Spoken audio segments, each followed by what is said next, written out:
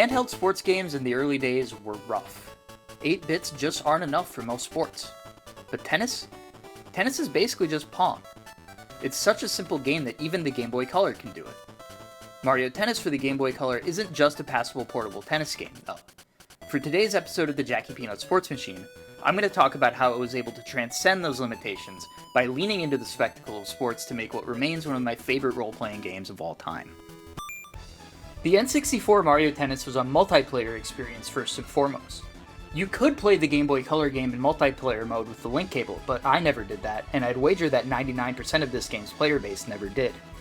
Despite that, I maxed out the in-game timer on the single-player mode, a role-playing game where you create a character, enroll in a tennis academy, and work your way up the ladder from junior class to the varsity squad. Play games, do drills, beat the tennis robot, level up, and then get good enough to travel to the Island Open, the biggest tennis tournament of them all, where even Mario will be watching. As a largely untalented athlete back in my day, I loved the idea that if you just played long enough, you could level up and become the best player in the world. The game starts with you working your way up through the school ranks. Beat the top 4 ranked junior class players and you advance to senior class. Beat the 4 senior class players and you advance to varsity, with a chance to play for a spot on the traveling team. What I loved is how they pay off this grind. Win the ranking match for the 4th spot on the traveling team and you get called to the headmaster's office, where you're informed that you get to travel to the Island Open.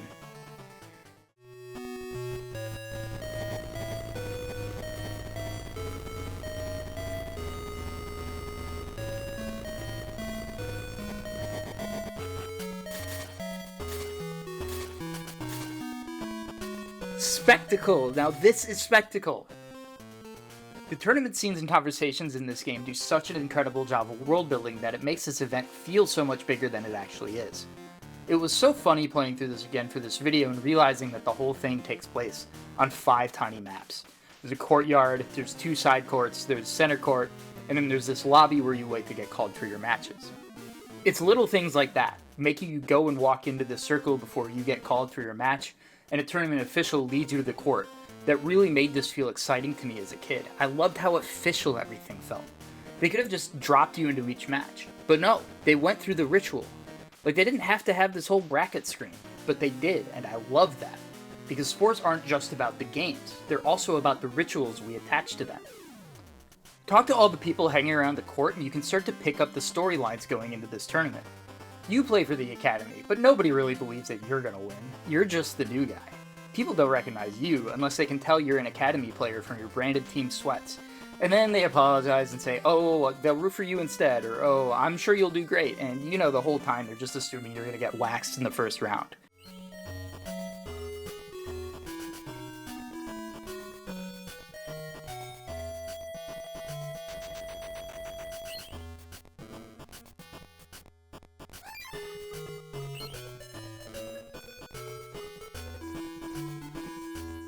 The seeded players are the 3 academy coaches, Kevin, Emily, and Mark. We were introduced to them as mentor figures earlier in the game. The 4th is Spike, who has way more gender going on here than I realized was allowed in 1999. They're from the Empire team, one of the other 3 teams with players in this tournament. You can pick up from the NPC conversations that the academy are kind of the New York Yankees of the Island Open. Empire is a team that's been good for a while but can't win it all because they're stuck in the shadows of the dominant academy. Factory is the rising upstart team who thinks they can win it all this time. And Union, well, Union's just kinda sad. It's just enough to build a little bit of a storyline to the tournament and make you feel like there are stakes, even in the matches that you're not playing, and with characters that you've never seen before. Like, if you manage to win your quarterfinal match against Spike, you can see the tournament bracket update after your win. Everything goes as planned at first. Emily beats B-Cause as seeded. Kevin beats Frank as seeded. But then Mark loses to A-Cause. You don't have to go and engage in all of these conversations before the tournament. Some of them do have their dialogue update between rounds, which is a nice little reward for doing it. If you do, you really get to feel the weight of that upset, though. It's a really small thing, and it's not something that they had to show you, but to me it adds significantly to the stakes of the whole thing. It makes it all feel important, which when I think back to my favorite sports experiences as a kid, that's a big reason why they stood out to me. Whether as a spectator or a participant, they made me feel like I was part of something bigger. And then, if you manage to beat Emily, the only one of these coaches that you really regularly interact with throughout the game, this is a true student versus mentor matchup, it gets real. Kevin on the other side of the bracket gets upset by A. Costello too. 2 seeded Academy players have been dropped by this no-name now, and that only hits because of the establishment of expectations set up through these conversations. The developers know that A. Costello or A. Cos is literally meaningless to you. We haven't seen this guy at all up to this point, and having him essentially be the final boss would otherwise feel super empty. But Mark and Kevin were built up as impossibly good players, the number 1 and number 3 ranked players on that varsity team you had to work so hard to get onto.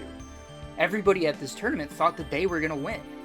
If this guy, this A. Costello guy, can beat them as an unseeded player, he must have the sauce. And so that sets up this big clash between the 2 unseeded players on center court. There's even more stakes here too, because it's not just you versus A. Costello. You're now defending the Academy's honor against the upstart factory. The Academy's honor now rests on your shoulders, but hey, no pressure, big dog, no pressure, just go out there and play your game, alright? These matches in the tournament are a grind. In the N64 game, sets are just first 2 games. You have to win by 2, but if it goes to 2-2, it goes to a tiebreaker. The Game Boy Color games, like real-life tennis, require you to win 6 games to win a set. And starting with the Island Open matches, you have to win 3 sets to win. That means matches can take upwards of half an hour, especially if a set is going back and forth, going to mid-set tiebreakers and all that.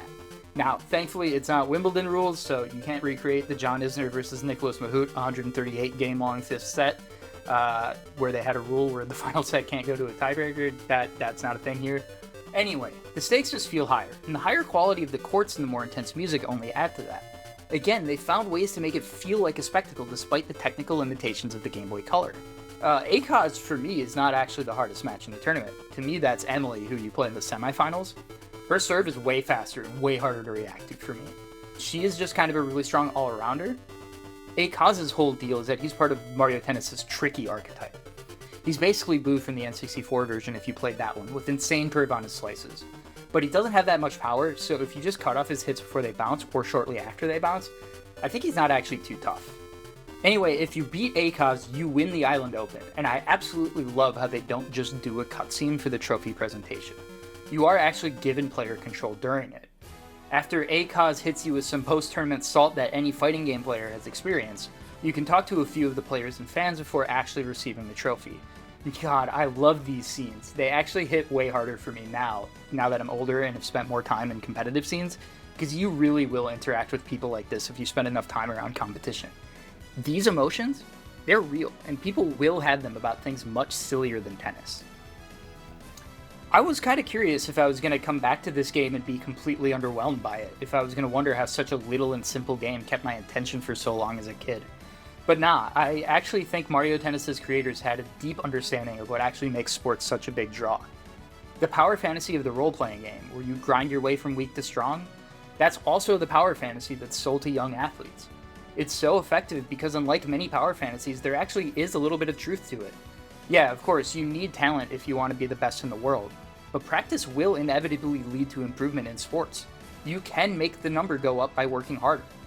It makes a sports story the perfect setting for an RPG. But to really stick that landing, you have to make the payoff feel worth the grind. And that's why I think the Island Open is so important to making Mario Tennis work. The standard fantasy RPG sees the hero go from some nobody from a tiny village to places they never could have dreamed of. That also mirrors the athlete's dream journey. Mario Tennis takes you from the backcourts of a tennis academy to center court at the biggest tournament in the world. And I think it's just amazing how big Mario Tennis's creators were able to make that tournament feel, despite the limitations of the Game Boy Color. I mean, we're talking about like 6 rooms and 20 characters, most of whom have maybe 5 different speaking lines. When I played through the tournament section to collect this footage, even stopping and talking to every single NPC, it took a little over an hour. It's just 4 matches and a few dozen conversations. It's really not that much in terms of actual content, but they managed to tell a really memorable story for me as a young competition-obsessed boy. I really think the sports RPG concept is ripe for exploration. I've been meaning to play Golf Story, and I'll probably wind up making something for this channel once I do. But other than that, I'm not really familiar with too many games that have tried to pull off this kind of thing, other than, well, the Mario Golf handheld games, which basically do the same kind of thing, and pretty successfully in my opinion. Didn't love the Switch one, but you know, whatever. So if you know any games like this that I should play, please drop them in the comments. I'm sure there's a few indie projects out there that I've missed, and I'd really like to try some more games like this. But yeah, thank you for watching. I've been Jackie Peanuts, and thank you for watching another episode of the Jackie Peanuts Sports Machine.